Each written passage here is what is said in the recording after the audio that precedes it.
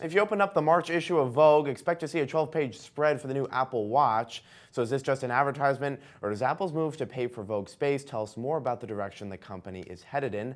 I'm joined on set by Mark Bergen, a mobile reporter at Advertising Age. So Mark, your reaction to Apple's ad in Vogue, what does it say about Apple? Right, so I mean, the company is really trying to position itself as more than a tech brand, as a fashion brand.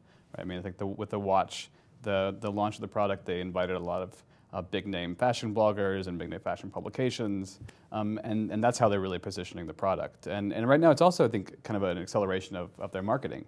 I mean, right now, Samsung spends about 10 to 1 globally on marketing, and yet Apple has like so much more of a brand recognition. But you know, they're moving beyond the smartphones, and that means that they're going to be spending a lot more money. And this is nothing new that Apple's watching the fashion industry so closely. It hired the former Burberry CEO to run its retail division, right? Right, yeah. Angela Ahrendts has been there for over a year. They've also been poaching top talent from watchmakers, from fashion brands, from Nike, from Levi's, from Gap. And so they're really been positioning themselves a lot better than that. And the Apple Watch first appeared on the cover of Vogue in China, right? That's correct, yeah, with the supermodel there, which was a really interesting move. I mean, China is Apple's probably its fastest growing market. Their sales have just been exploding there, and they're really seen as a luxury brand over in China.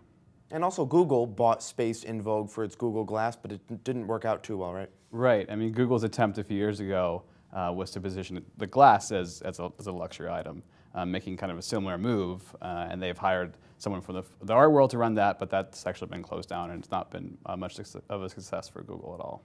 And do you think we'll see other tech brands try to position themselves as, you know, luxury retail brands? I think so. I mean, typically, everyone's been waiting to watch where Apple goes, and what Apple does, a lot of brands follow.